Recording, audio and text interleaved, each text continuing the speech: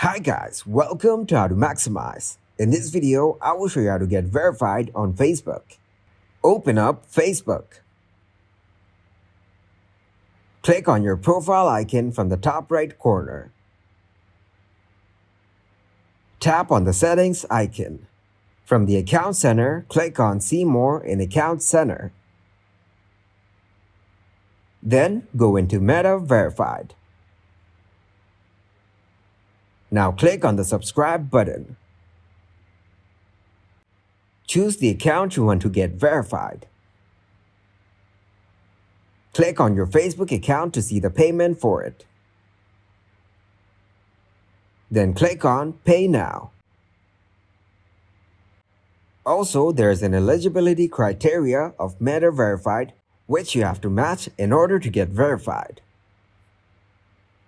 Thanks for watching and please leave a like, subscribe, and share.